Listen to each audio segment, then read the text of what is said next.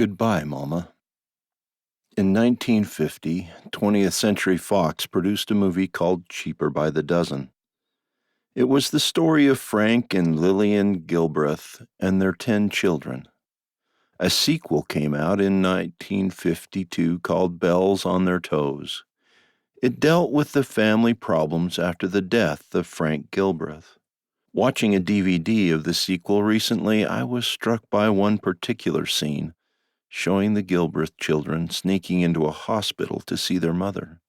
They were sneaking past a large sign saying no children under the age of 12 years of age are allowed during visiting hours. Similar regulations were in place at Bethesda Hospital in St. Louis, Missouri, where Mama died of uremia. The uremia was caused by glomerulonephritis, a disease that injures the blood filtering part of the kidney. The acute form of the disease develops suddenly. The chronic form may develop without symptoms over several years. Both lead to complete kidney failure. This is what killed Mama on the 27th of February, 1952. She was 40 years old. I was 7. Bethesda, like other hospitals at the time, adhered to the strict principle that children were not allowed as visitors.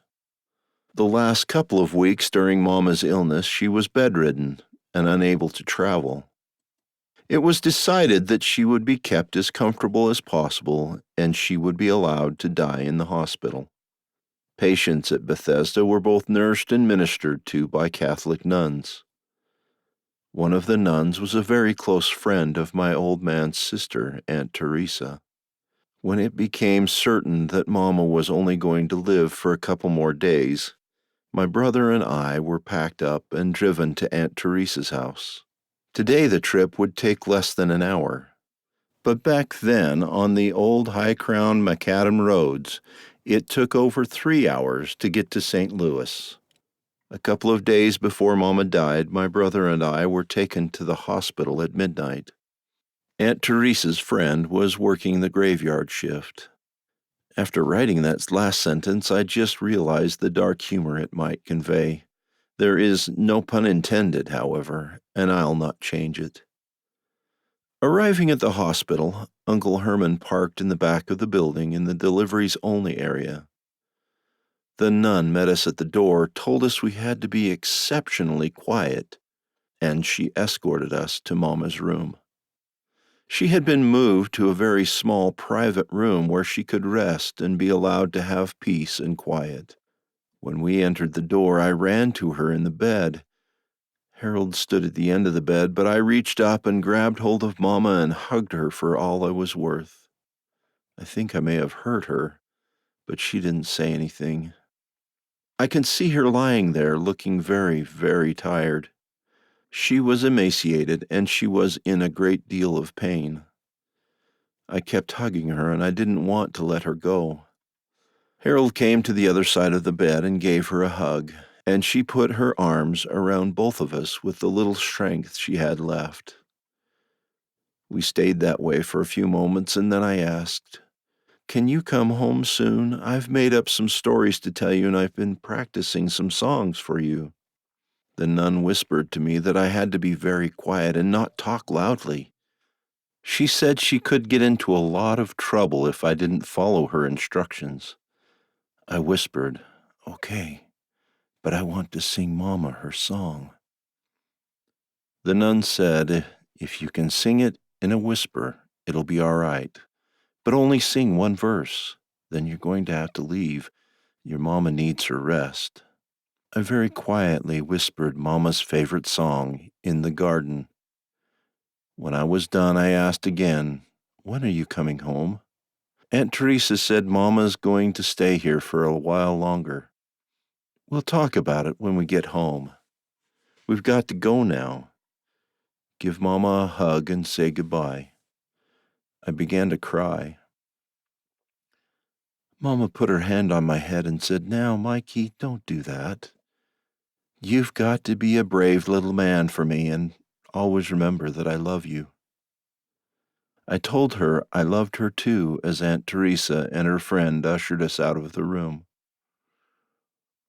I remember looking back when we were walking out the door, whispering, "Bye, Mama. I love you. I hope you can come home soon." That was the last time I ever saw Mama. She died the next day. She was embalmed at the hospital and her body was brought back to Flat River. Her funeral services were held at the Esther Baptist Church, where she had been a member since 1929. The little talk that Aunt Teresa was going to have with Harold and me never happened. Not that morning, nor the next day, nor ever. Nor did anyone else talk to us about Mama dying. I don't recall anyone ever coming right out and saying she was dead. I heard comments such as, "She's in a better place now. She's with the angels. Her spirit is with us, and she's past suffering now." No one ever told me she was dead. I can't imagine I'll ever forget that funeral. My old man was nowhere to be found. I looked for him and was unable to find him anywhere. I'm guessing he was in some dark little corner feeling sorry for himself, having lost his wife and now being saddled with two little kids. Grandma and Grandpa at Province were taking care of Harold and me. Mama's parents, Grandmother and Granddaddy Kreitzer, ignored us. I never understood why Mama's casket was closed. From what I could gather, listening to the adults talking, there had been some mix-up, followed by a heated argument between the Provinces and the Kreitzers, and the casket had been prematurely closed and locked. Much later in my life, I was told that Mama specifically asked Grandma and Grandpa Province to take us in and care for us. She said she did not, under any circumstances, want her mother and father to have custody of us. I have no idea why she said that. I don't know what the problem was with her parents, and I've never found out why. No one would ever tell me. Just before the services were to begin, I asked if I could please see Mama, and was told by someone from the funeral home, "No, you can't. The coffin is shut. Sit down and keep quiet." I asked Grandma Province, "Why can't I see Mama?" She said it was best that I not see her because she didn't look like Mama anymore. Her explanation was, "Besides, your Mama's spirit is in heaven now." I gave that some thought and didn't understand it. If she wasn't in the casket, why was the casket there, and who was in the casket? I started asking questions and was told repeatedly to be quiet. The service started. The minister said some nice things about Mama, and a few people stood up and told little stories about her. The congregation sang "In the Garden," and the minister thanked everyone for attending the funeral. That was it. As the casket was being carried out of the church, I told Grandma I don't understand. Why won't anyone let me see Mama? When I began to cry, some woman I didn't know picked me up and carried me to a small room in the back of the church. People watched us, shook their heads, made tisk-tisk noises, and said things like, "Poor little boy, he must really miss his mother. He'll get over it."